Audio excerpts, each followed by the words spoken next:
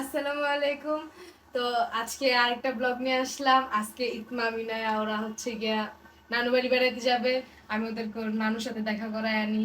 ওদের নানু ওদেরকে খুব মিস করতেছে, খুবই মিস করতেছে। সাধারণত এরকম ভাবে যাওয়া হয় না, ইতমামের মাদ্রাসা আছে তাই। তো কালকে শুক্রবার ইতমামও বাসায় থাকবে, এখন ভাবতেছি যাই ওদেরকে ঘুরে আনি।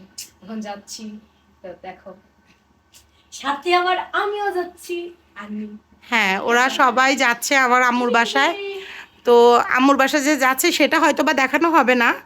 তো এখানে এখানেই বিদায় হবে, কারণ এখানে রেডি হয়েছে, রেডি হয়ে ওরা যাচ্ছে। চারজনই চলে যাচ্ছে। আমার ছেলেকে আর মেয়েকে রেখে ওরা চলে আসবে আবার রাতে। অবশ্য আমার আম্মুর বাসা অত একটা দূরে না, আমার বাসা থেকে অনেকটাই কাছে। তো যাচ্ছে ওরা। হ্যাঁ, রেখে আসবে। আর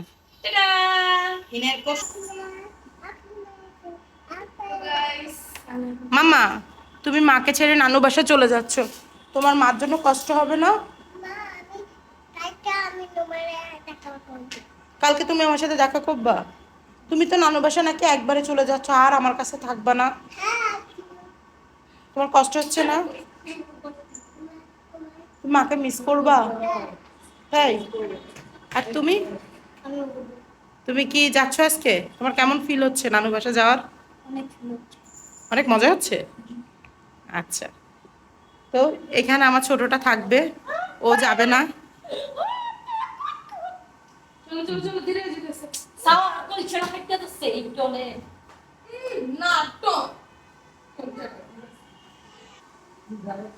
তো তোরা যা, আল্লাহ হাফেজ। আর দেখা হবে না তোমার, তোদের সাথে আর দেখা করবো না। তোরা একবার থেকে যাই, শাসিস না আর।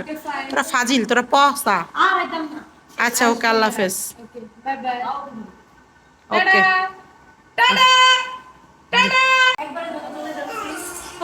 আজকে বিয়ে দিয়ে দিব আমি নিয়ে গিয়ে।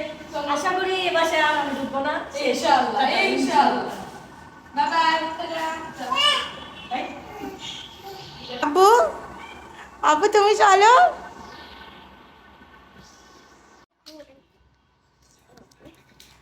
হ্যালো বাবা। ইলান,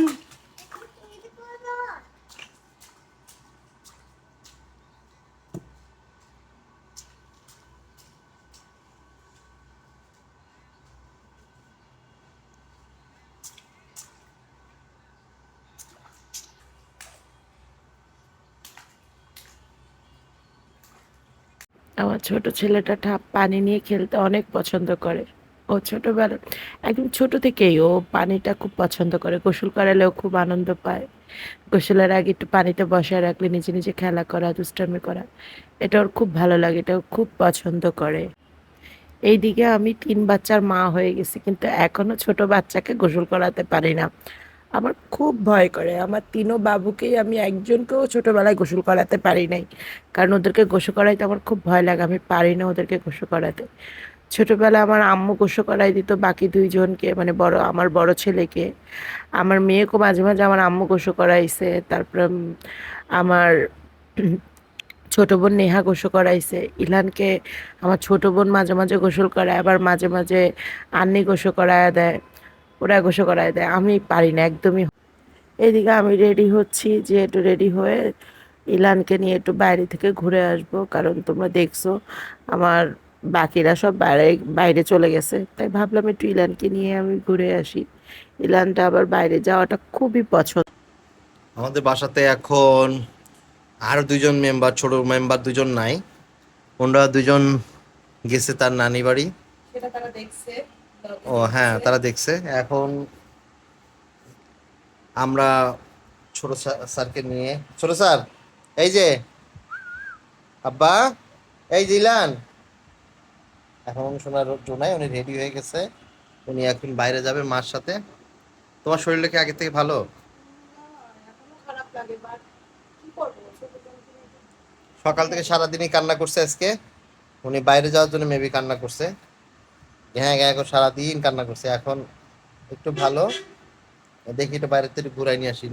রাত অনেক হয়ে গেছে, তারপরও ঘুরাই নিয়ে আসি। কয়টা বাজে?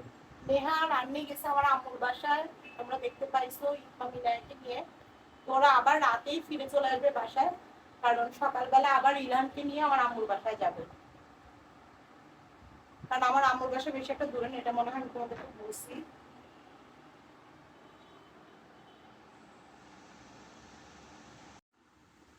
দেখো তোমার ছেলে ক্রিম খাবে।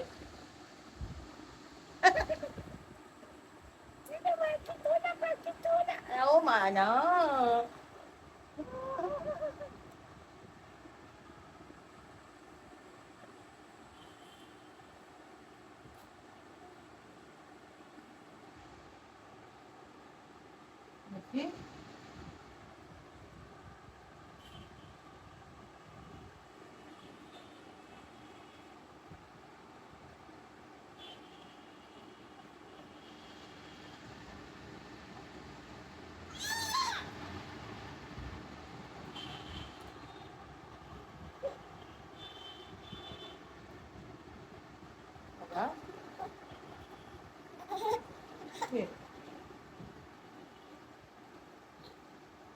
এইদিকে বাইরে যাওয়ার পর আমার সাথে কি হলো তোমরা দেখতেই পাচ্ছ। এই যে ঝপঝপ করে রিমঝিম করে বৃষ্টি যে পড়া শুরু হয়ে গেল, আমি তোমার ভাইয়া বাবুতে একদম ফেঁসে গেছি, বের হইতে পারছি না কোনোভাবেই, একদম দোকানের মধ্যে আটকা পড়েছিলাম। এখানে আমার ঠান্ডাটা এখনো ভালো হয়নি, আমার গলাটা এখনো ভেঙে আছে, বসে আছে, বেশি একটা কথা বলতে পারি না, গলায় খুব চাপ লাগে। তো এই জন্য তারপরে একটু একটু করে ভয়েস ওভার দিচ্ছি তোমাদের জন্য। প্লিজ সবাই আমাকে একটু সাপোর্ট করো, একটু সাবস্ক্রাইব করো, আমার পাশে থাকো প্লিজ। কারণ এত কষ্ট করি আমি, এত কষ্ট করে তোমাদের জন্য আমি ভিডিও বানাই, এত কষ্ট করে ভয়েস ওভার দিই, যদি তোমাদের একটু ভালো লাগে, তোমাদেরকে একটু, তোমাদের থেকে যেন একটু ভালোবাসা পাই তার জন্য। তো এখানে বৃষ্টির শব্দটা, বৃষ্টির ঝিমঝিম শব্দটা আমরা দেখতে পাচ্ছিলাম। বৃষ্টির জন্য একদমই বেরোতে পারি না, আমরা বসেছিলাম দোকানের মধ্যে। কারণ আমি আমার ওই যে কয়টা জামা কাপড় সেলাইতে দিতে গেছিলাম, যে কয়টা জামা কাপড় সেলাইতে দিব, অনেকদিন ধরে পরে আসি। তো সেলাইতে দিয়ে গিয়েই এই অবস্থাটা হয়ে গেল, কোনোভাবে মানে আর বেরোইতে পারতেছিলাম না, বৃষ্টি খুব শুরু হয়ে গেছিল। এত বৃষ্টি আর আকাশে এত জোরে জোরে বজ্রপাত হচ্ছিল, এত জোরে জোরে বাজ পড়তেছিল যে আমার খুব ভয় লাগে, আমি আবার এগুলো খুব ভয় পাই। আজকে ব্লগটা এখানেই শেষ হবে। তো লাস্টে তোমরা শুনতে পারবা বৃষ্টির কি পরিমাণ শব্দ ছিল। তো আল্লাহ হাফেজ, ভালো থেকো।